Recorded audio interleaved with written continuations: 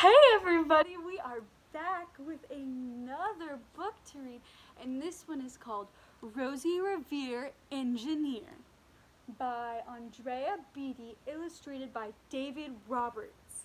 I'm excited for this one. Here we go. This is the story of Rosie Revere, who dreamed of becoming... Do you hear my dog?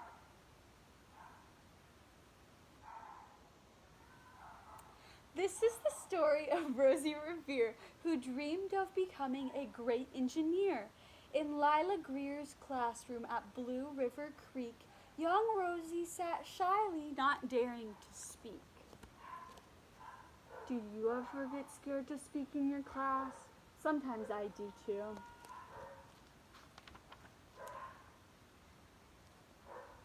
Here we go. But when no one saw her, she peeked in the trash for treasures to add to her engineer's stash. And late at night, Rosie rolled up her sleeves and built in her hideaway under the eaves. Aw, there's Rosie. How cute.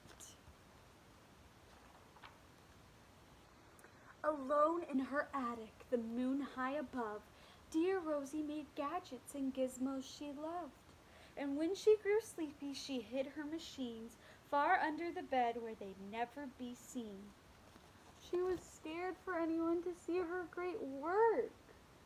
Wow. That's a lot. When Rosie was young, she had not been so shy. She worked with her hair swooping over one eye and made fine inventions for uncles and aunts, a hot dog dispenser, and helium pants. Whoa, that's so cool! She made her uncle fly. The uncle she loved most was Zookeeper Fred. She made him a hat to keep snakes off of his head. From parts of a fan and some cheddar cheese spray, which everyone knows keeps the pythons away.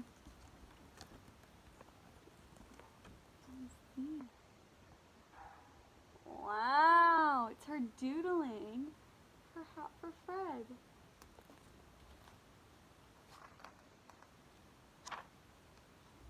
And when it was finished, young Rosie was proud, but Fred slapped his knee and he chuckled out loud. He laughed till he wheezed and his eyes filled with tears, all to the horror of Rosie Revere, who stood there embarrassed, perplexed, and dismayed. She looked at the cheese hat and then looked away. I love it, Fred hooted. Oh, I truly do. But Rosie Revere knew that could not be true. She stuck the cheese hat on the back of her shelf and after that day kept her dreams to herself. Aw, she's embarrassed. There's Fred with all those pythons. Oh, poor Rosie.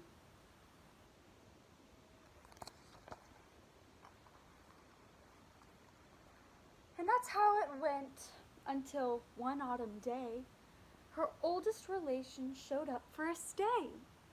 Her great-great-aunt Rose, was a true dynamo who'd worked building airplanes a long time ago. She told Rosie tales of the things she had done and goals she had checked off her list one by one. She gave a sad smile as she looked to the sky. The only thrill left on my list is to fly. But time never lingers as long as it seems. I'll chalk that one up to an old lady's dreams. So her great aunt gave up her dream of flying. Look, there she is. She's got her fun headscarf on.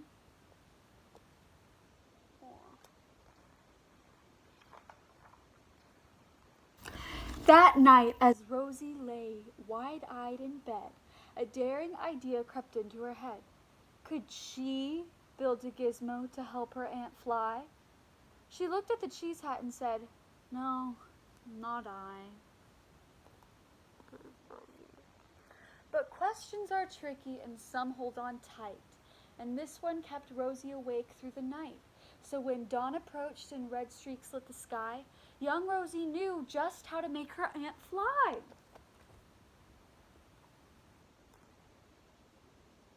Wow. How's she gonna do it? She worked and she worked till the day was half gone, then hauled her cheese copter out onto the lawn to give her invention a test just to see the ridiculous flop it might turn out to be. Oh, she doesn't think our invention's gonna work.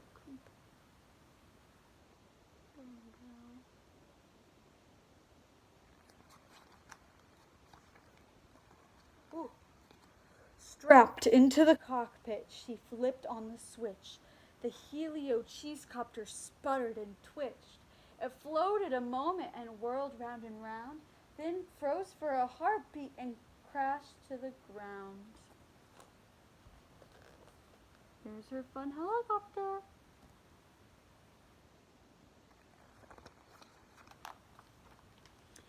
Then Rosie heard laughter and turned round to see the old woman laughing and slapping her knee.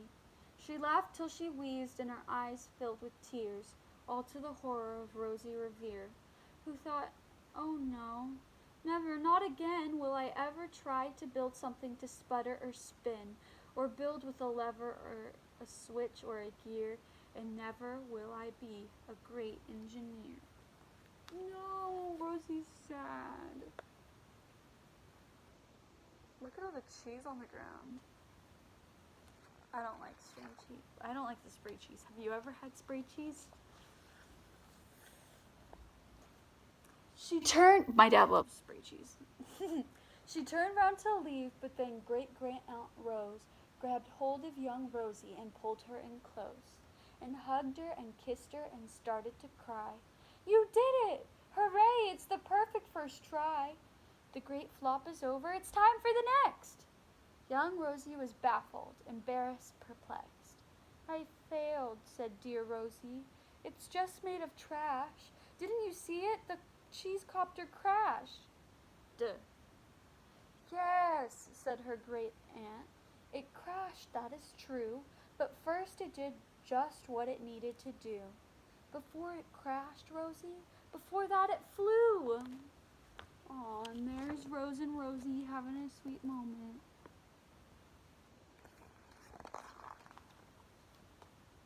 Wow. Your brilliant first flop was a raging success. Come on, let's get busy and on to the next. She handed a notebook to Rosie Revere, who smiled at her aunt as it all became clear. Life might have its failures, but that was not it. The only true failure can come if you quit. Oh, snaps for that. Snaps for that. You can only fail if you don't try. Beautiful words from Aunt Rose. Pretty! They worked till the sun sneaked away to its bed. Aunt Rose tied her headscarf around Rosie's head and sent her to sleep with a smile ear to ear, to dream the bold dreams of a great engineer. Aw, look how pretty! The wings. They're rainbow.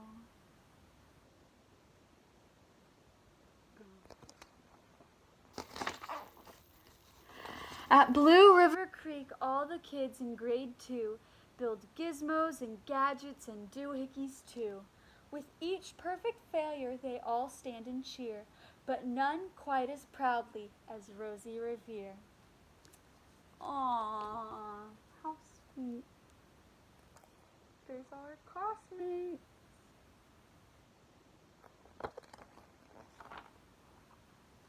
The end. What a beautiful story. All right, bye, guys. Have fun.